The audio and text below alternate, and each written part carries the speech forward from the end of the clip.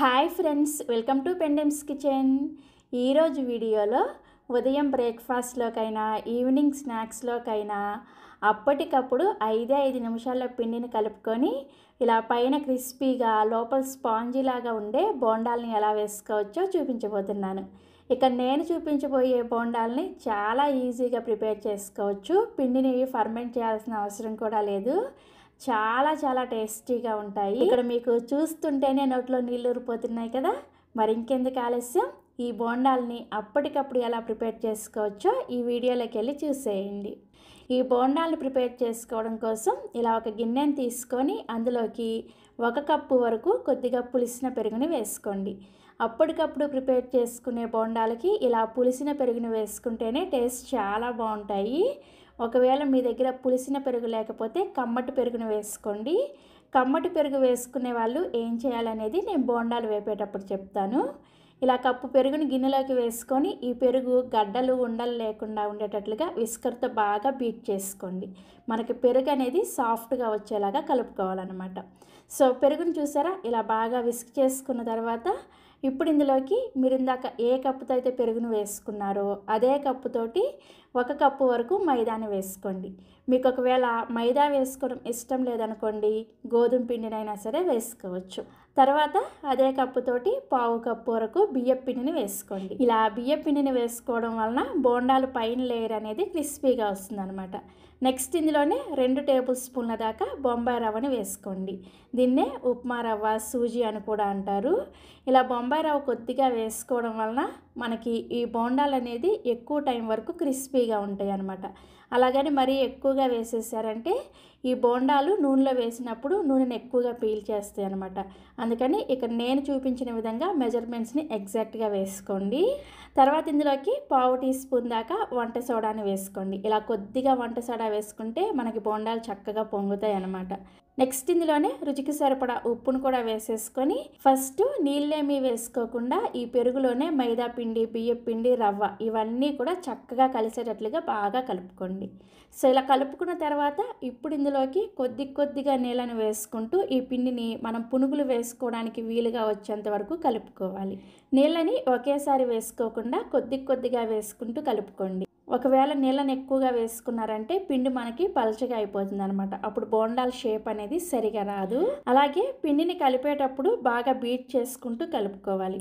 అప్పుడే మనకి ఈ బోండాలు అనేది చక్కగా పొంగుతాయి అన్నమాట. చూడండి, ఎప్పుడైనా సరే బోండాలకి పిండి కలిపేటప్పుడు ఇలా చేతి వేళ్ళతోనే కలుపుకోవాలన్నమాట. ఇలా చేతి వేళ్ళతోనే బాగా బీట్ చేసుకుంటూ కలుపుకున్నారంటే మనకి పిండిలో గాలి ఏర్పడి బోండాలు అనేది బాగా పొంగుతాయి అన్నమాట.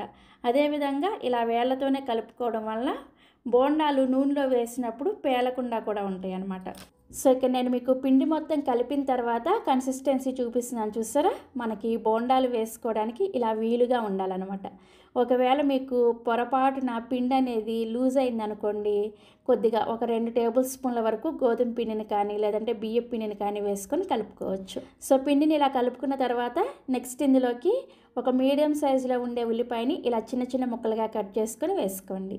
అలాగే 2 లేదా 3 పచ్చిమిర్చిని కూడా ఇలా చిన్నగా ముక్కలుగా కట్ చేసుకొని వేసుకోండి. నెక్స్ట్ ఇందులోనే 1 ఇంచు దాకా అల్లం ముక్కలు, అలాగే 1 టీ స్పూన్ దాకా జీలకర్రని వేసుకొని మళ్ళీ చేతి వేళ్ళతోనే ఇవన్నీ కూడా పిండిలో కలిసేటట్లుగా కలుపుకోండి. కలుపుకున్న తర్వాత మనకి ఈ బోండాలు వేసుకోవడం కోసం పిండి రెడీ అయిపోయినట్లే. ఇంకా ఈ పిండిని అరగంట 30 గంట పక్కన పెట్టాల్సిన అవసరం ఏమీ లేదు. వెంటనే మీరు ఈ పిండితో బోండాలు వేసేసుకోవచ్చు. మీరు ఒకవేళ రేపు మార్నింగ్ బ్రేక్ఫాస్ట్లోకి ఈ బోండాలు ట్రై చేస్తుంటే ఈరోజు నైట్ ఈ పిండిని కలిపేసుకొని ఫ్రిడ్జ్లో పెట్టుకొని నెక్స్ట్ డే చక్కగా ఉదయాన్నే బోండాలు వేసేసుకోవచ్చు. లేదంటే అప్పటికప్పుడు కూడా ఇలా పిండిని కలిపేసుకొని బోండాలు వేసుకోవచ్చు. నేనైతే అప్పటికప్పుడే పిండిని కలిపేసుకొని బోండాలు వేస్తున్నాను. అలాగే నూనెలో బోండాలు వేసేటప్పుడు రౌండ్గా రావాలి అంటే ఎలా వేసుకోవాలో కూడా చూపిస్తున్నాను చూడండి. ఫస్ట్ మీ చేతిని బాగా తడి చేసుకోండి. నీళ్ళతో తడి చేసుకున్న తర్వాత ఇప్పుడు ఈ చేతి వేళ్ళతోనే గిన్నెలో ఉన్న పిండిని ఒక సైడ్ నుంచి కొద్దిగా తీసుకొని గిన్నెకి ఈ విధంగా అటు ఇటు అన్నారంటే మీ చేతిలోనే చక్కగా రౌండ్ బాల్ లాగా పిండి వస్తుంది అనమాట. ఇలా పిండి వచ్చిన తర్వాత నూనెలోకి నెమ్మదిగా ఈ విధంగా వేసుకోవాలి. ఇలా గిన్నెకి రాసుకోవడం వలన మనకి చేతిలోనే చక్కగా బాల్ రూపంలో ఈ పిండి అనేది తయారవుతుంది అనమాట. సో ఈ విధంగా బోండాలు వేసుకుంటే మీరు ఫస్ట్ టైం వేసినా కానీ బోండాల షేప్ అనేది పర్ఫెక్ట్గా వస్తుంది అనమాట. సో నేను మళ్ళీ నూనెలో వేసేటప్పుడు కూడా చూపిస్తాను మీకు. సో పిండిని ఇలా రెడీ చేసుకొని స్టవ్ మీద కడాయిలోకి డీప్ ఫ్రైకి సరిపడా నూనెని పోసుకొని వేడి చేసుకోండి. అలాగే ఈ పునుగులు అలాగే డీప్ ఫ్రై ఐటమ్స్ ఏవైనా చేసుకునేటప్పుడు మీరు తీసుకున్న కడాయి అనేది కొంచెం మందంగా ఉండేది తీసుకోండి. అప్పుడు మనకి ఈ బోండాలు పేలకుండా ఉంటాయి అన్నమాట. సో నూనె అనేది బాగా వేడైన తర్వాత ఇప్పుడు మంటని మీడియం ఫ్లేమ్లోకి పెట్టుకొని ఒకసారి కొంచెం పిండిని వేసుకొని చెక్ చేసుకోండి. మనం వేసిన పిండి అనేది ఈ నూనె పైకి వెంటనే ఇలా తేలొచ్చిందంటే నూనె చక్కగా కాగినట్టేనమాట.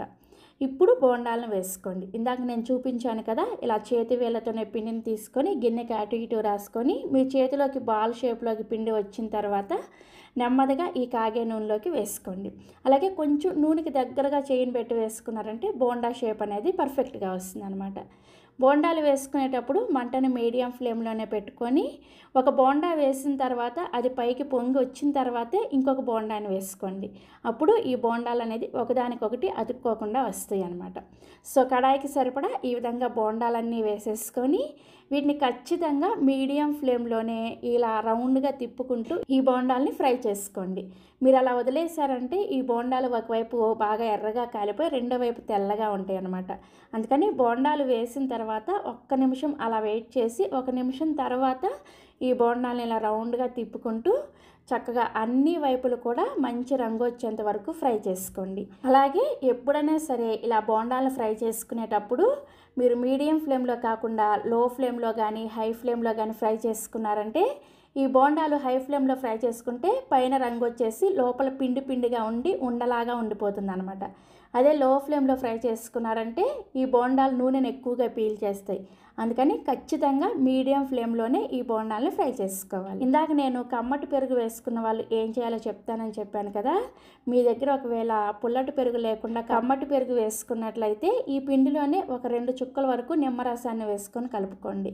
అప్పుడు మీకు ఈ బోండాలు అనేది టేస్టీగా ఉంటాయి అన్నమాట. పుల్లటి పెరుగు వేసినట్టే టేస్టీగా వస్తాయి. సో బోండాలు చక్కగా చూసారా ఇలా మంచి రంగు వచ్చిన తర్వాత నూనెలో నుంచి తీసేసుకొని సర్వింగ్ ప్లేట్లోకి తీసుకోండి. ఈ బోండాలు నూనెను కూడా అస్సలు పీల్చవు, చాలా పర్ఫెక్ట్గా వస్తాయి. ఇదే విధంగా మిగిలిన పిండితో కూడా బోండాలను వేసేసుకోండి. ఎప్పుడైనా సరే బోండాలని ఇరుకిరుగ్గా కాకుండా కడాయికి సరిపడా వేసుకున్నారంటే చక్కగా వేగుతాయి అన్నమాట. సో ఇలా చక్కగా వేగిన తర్వాత ఇప్పుడు వీటిని సర్వింగ్ ప్లేట్లోకి తీసుకొని మీకు నచ్చిన ఏ చట్నీతో అయినా సరే ఈ బోండాలని సర్వ్ చేసుకోండి. చాలా చాలా టేస్టీగా ఉంటాయి. ఇక్కడ నేను మీకు ఒక బోండాని తుంచి చూపిస్తున్నాను చూసారా, పైన క్రిస్పీగా లోపల చూసారా చక్కగా గుల్లగా ఎంత బాగా వేగిందో.